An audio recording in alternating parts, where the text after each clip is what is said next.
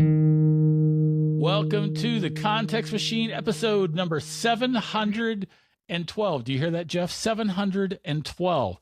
I'm Bryan Kaplan. And I'm Jeff Gamet, and I'm not going to try and come up with something clever about the numbers this time because, top men. Anyhow, we have a website, and that website is contextmachine.io. You can go there and find stuff like our merch. Yes, like our merch. You can also use contextmachine.io to reach out to us. Or you can find us on YouTube at Context Machine Show, or you can write to us at podcast@contextmachine.io. Sweet. Also sweet, we have a sponsor this week, Bryan. Our sponsor is MacPaws Clean My Mac. Oh, that's fantastic. Love those guys. Love those guys so much. And we're going to tell you more about them later in the show. So we are a little sort of compressed on time. I'm in the process of moving. You've got some whoring to do. Is that right? Yeah, I mix up that word and other podcasts like all the time. It's very confusing for me. That's me that mixes that up. I'm the one who right. insults you and calls you a podcast whore because I'm a rude friend. Yeah, but I love you anyhow. Oh, thank you, man. I love you too. Anyway, so you've got another show coming up. So we're doing a tip show today. Is that right? Yeah. And that'll let you get back to packing a little bit faster too. Yay! All right. So why don't you tell us about Mac locations? You started to explain this, and I said stop. So tell us. Okay, so locations in Mac OS, and this goes back several versions. Also, for those of you old timers, this is not like locations the way we remember it in System 9, System 8, where it was actually fracking crazy cool. But the new locations is super useful. And where this came in really handy for me was when I realized that when I set up what I call my universal set of network settings, so that I can like hop from my own network and go to a public network or a friend's place and hop on their network, and then gracefully have DNS fall back to something that will work on their network because I've got my Pi hole, different setup. Okay, anyhow. What I realized is that there's some public locations where if I have my own DNS set, this actually applies in Apple stores too. You can't get web pages to load because it's blocking your DNS. And so in my case, it'd be like using Cloudflare 1.1.1.1. It wouldn't work. So what I used to do is go in and delete all of my DNS entries and then put them back in later. And one day I realized that's really stupid. Let's use locations. So with locations, you can go and set up unique network settings for any place you want. And that's what this is. So here's how you get to this, Bryan. And since you're going to be in the middle of all the moving stuff, you may be jumping networks, and you may want to have different network settings depending on where you are. So you need to open the System Settings app on your Mac. Okay, I'm going there now. Yes.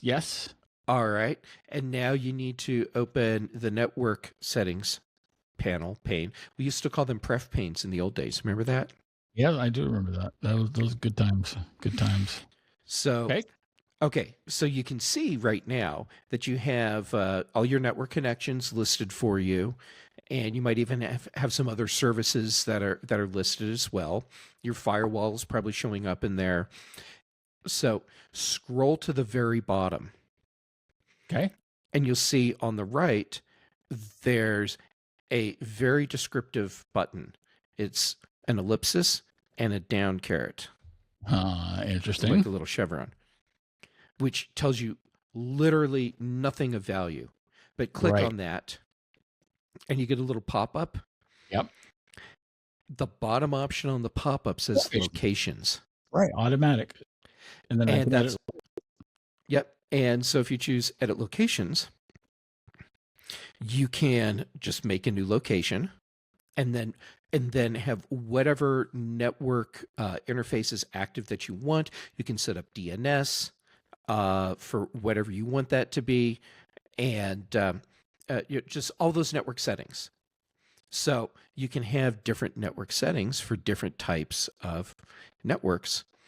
And so what I ultimately did was made one that's for my local private network. And then I made another one that's for networks that have where if I have anything in the DNS settings, it just won't work. And then I have another one that that has like different network ports shut off. And then I have another one that I have set up just so I can go in and screw around if I'm troubleshooting, and that way I don't mess up any of my real network settings. But I have like a sandboxed playground for network settings. Right, that makes sense. And it seems like you could also set up a location for being at, like, say, a coffee shop, so that you've got everything locked down. Yeah. Or any kind of public Wi-Fi for any kind of public Wi-Fi network when you might be using one. That's a stupid thing to say, but yeah, you can have all your firewalls up and everything locked down. Yeah, and you can have as much as you want. So cool. When I say as much as you want, as many setting configurations as you want. So I feel like I do remember this from the OS 9 days, right? Yeah, in OS 9 it was way better because it lets you change all your settings. Right. So, yes, I remember that. But yeah. I feel like that Mac OS just sort of automatically manages your Wi-Fi networks in particular whenever you go somewhere else. So yeah, and so I haven't thought about locations in years. I'd forgotten that this even existed. Is my point. And well, and now you know about it again. But I feel like really most people probably don't need to do this all the time. You know, if you have never touched network settings at all on your Mac, then you probably don't need to deal with locations. But if you've done anything to customize your settings for whatever, then yeah, maybe you need to be looking at locations. I wish it still did the things like we had back in the System 8, System 9 days, where I could have specific printers that are for a location, and then it would and then I could set what the default printer is depending on where I am, and then have it set like time zones, because you know, back then it was like, well, you know, if I'm traveling, but I travel there a lot, okay, now I've got that set. And I mean, you could set so much with the old locations. But macOS just sort of natively and quietly handles most of that today. Like the one thing that I keep coming back to in my mind is, in particular, having like your firewall active and having it be extra active, like having it be John Martellaro active. In a public space. Mm-hmm. But I don't need it John Martellaro active in my home. Set it John Martellaro. Well, yeah, you're right. I mean, I have mine set so that my Mac is just invisible as it can be on the network. It's not going to respond to pings, and you know, even at home, simply because I've got it all set the way I want. But yeah, being able to have granular control over all of your network settings, depending on where you are, is a nice thing to have. Yeah, fair enough. So there you go. So what do you use this for today? Today, I'm using this just so I have unique network configurations and settings configurations depending on where I am. Like here in my office, since I have a Pi hole set up, I have very specific DNS that I use that's local. And if I were to try and use that when I'm out and about, it's not going to work. So one of the biggest things I have is DNS settings, and but then also for troubleshooting, because I have that other location where I can hop in and just completely screw around with network settings, DNS, TCP/IP. Sure.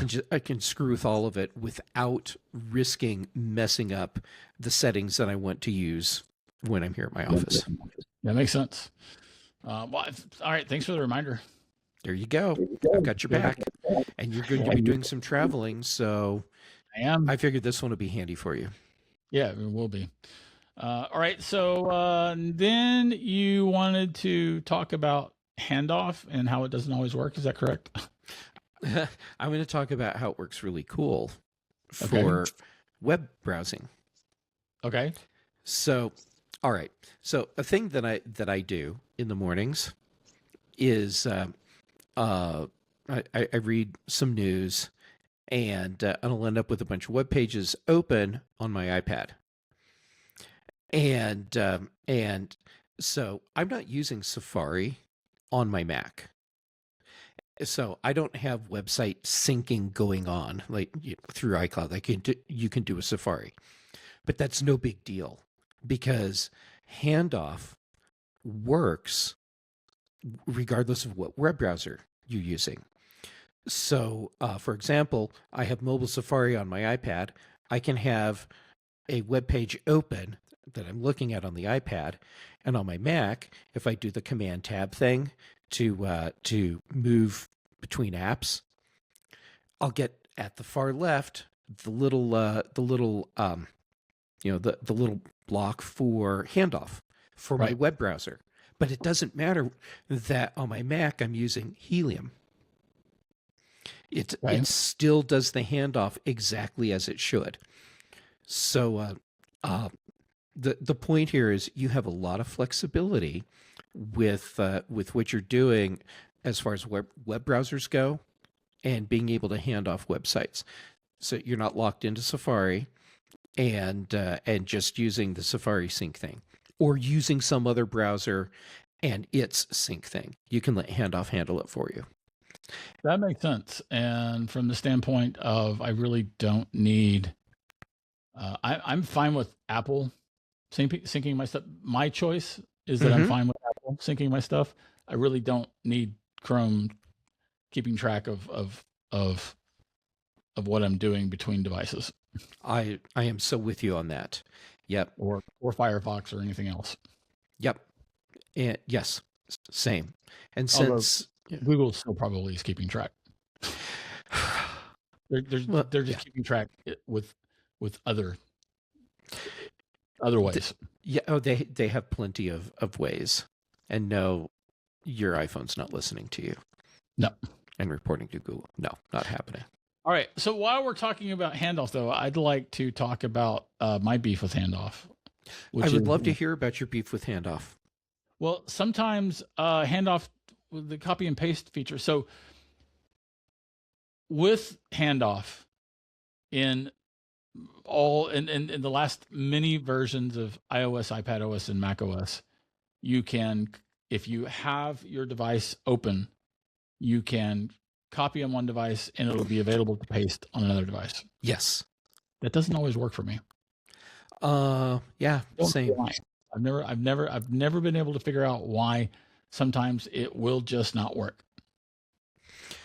I don't have an answer for you on that. I don't you know you're supposed to give answers? Okay.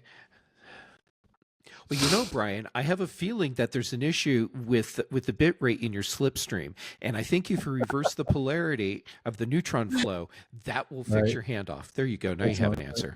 Yeah. Let me finish my notes. Tap tap tap. Got it. Thanks. So have you noticed that though? I do have that problem periodically. Most of my copy paste actually is URLs, um, because I'm like copying a URL out Yeah. of a browser, but then pasting it into a document on a Okay, different fair enough. device. Right. But I guess so. Ultimately, it doesn't matter that it's URL because it's just text. Um, Well, but I sometimes need to do it for passwords. It's easier to copy and paste a password on my Mac than it is on getting into one password on my iPhone. It's just faster to do it on my Mac.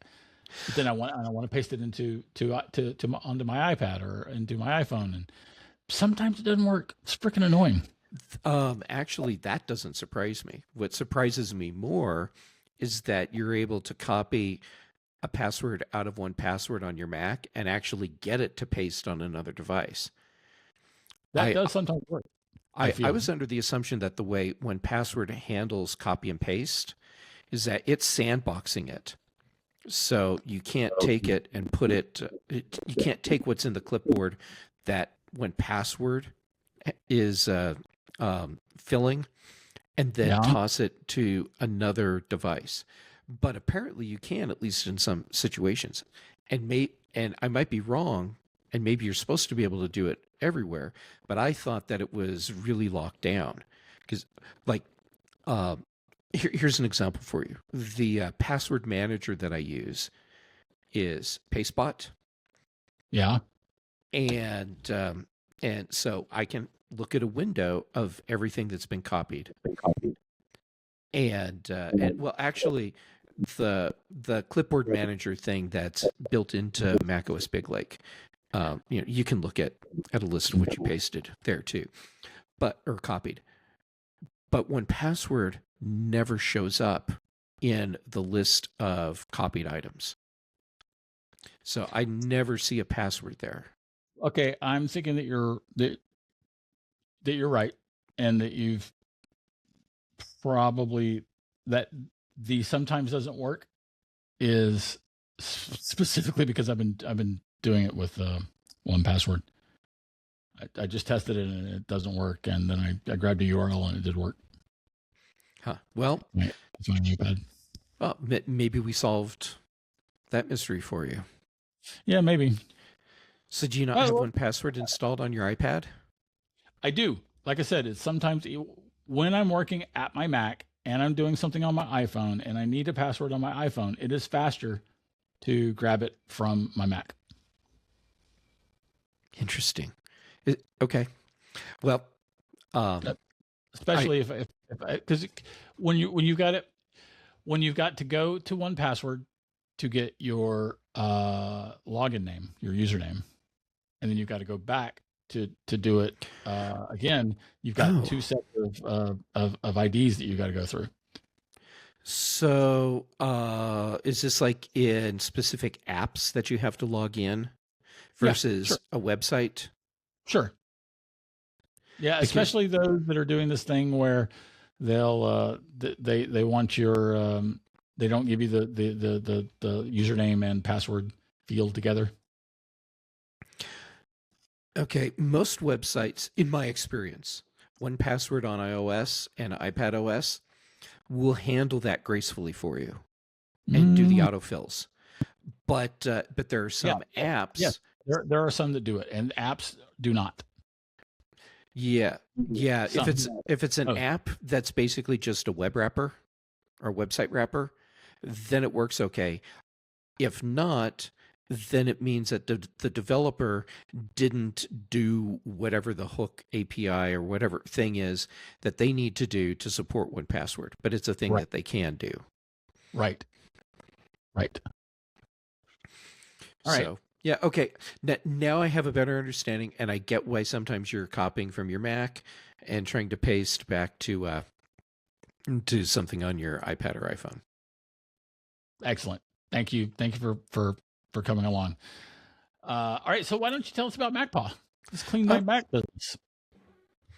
I would love to do that because Clean My Mac is something both of us are very familiar with and use.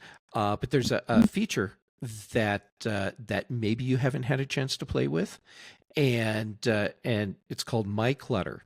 So let's say that you realize that maybe your file organizing isn't as efficient as it could be. That means you probably have a bunch of duplicate files on your Mac. My Clutter goes through and finds all of those duplicate files so you can figure out which versions are the ones you actually need to keep. And then as a bonus, there's this other cool thing called Space Lens. This is what lets you look at all your files in a visual way, so you can see what files are taking up the most space, and then figure out where maybe you need to go look and see, well, why do I have all these files? So like you could see a big block for your iPhoto library, or maybe there's another big block for all of your music. Okay, you can see all that stuff, and then figure out what it is that you need to do to start clearing all that stuff out and free up more space on my Mac. So go play with these features. And because I'm talking about My Clutter and Space Lens, what you need to do is go and get Tidy today. So you can get 7 days free and use our code Context Machine, that's all uppercase letters, to get 20% off of Clean My Mac. And you can get that at the website CLNMY, CLNMY.com/context machine. So thank you to MacPaw Clean My Mac for being our sponsor this week. Love MacPaw. I love Clean My Mac. I've been using it for years. Can't endorse it enough. Oh, you can try. That's true. All right. So you had one more tip for us today, a Mac system settings tip. Yes. I don't even know what it is.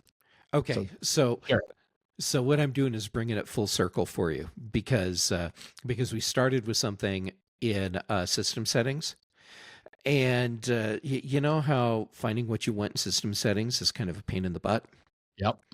I'm going to give you 2 ways to make it easier to find what you want. So right now you already have system settings open because you're following along to play with locations. So here's what you do. In the menu bar, system settings, edit, view. Click on that view menu. Yep. You get an alphabetical list of every setting that you have. Obviously. Oh my God. Yeah. So when we were looking at the network, for instance, when we were looking for the network folders, I couldn't find it. Yeah. And I was fumbling around. But if I'd gone to the view menu, I would have had it in alphabetical order. That makes so much sense. And this is typically how I end up getting to whatever system setting I need to get to. Just the alphabetical list. Okay. So now, Bryan, since you have system settings open right now, go ahead and, do you have it showing all the time in your dock? Yes, I do. Okay, great. Then quit system settings for me right now. Okay. And now go to the system settings icon in your dock and control click on it. Control click on system settings. Okay, gotta find it. Top men. There we go. Control click, yes. And now you get a pop-up list of all your system settings options in alphabetical order. And it does not give that to you if it's running. Correct. That's interesting. That's an interesting choice. Why wouldn't they also put that same menu list in there when it's running? I have asked that question many, many times. Did you ever get an answer? But no. Yeah, I didn't think you would. All right, that useful, man. Thanks. That's good stuff. I've got your back. Thanks for the Bryan Help Hour. Yeah, I'm all about making your life easier, Bryan. You are, as you should be. Yeah, fair, yeah. All right, so I'm going to do this. And that's this week's Context Machine. If you have anything to add, to comment on, add, or question, you can write us at podcast@contextmachine.io. You can find us on Blue Sky or Threads, right? Context Machine podcast on Threads, and contextmachine.bscott@social on. Yeah. You know what? I love the way you said that with conviction. Yeah, you can look in the show notes. You can find these links. And I'll get this down in 15 or 20 shows, so that's good. Our bandwidth is provided by CashFly. The bass is by Dr. Boom, recorded just for this show. And yeah, I think you have something to say, Jeff. I always have something to say. First off, if you are going to MacStock, use my discount code DigiWizard. Yep. And then also, hey, MacPaw, Clean My Mac, thank you for being our sponsor this week. Go to their website, clnmy.com/contextmachine, so you can get your 7-day free trial and your 20% off. Thank you, Clean My Mac. That's fantastic. And on that happy note, man, have a good week.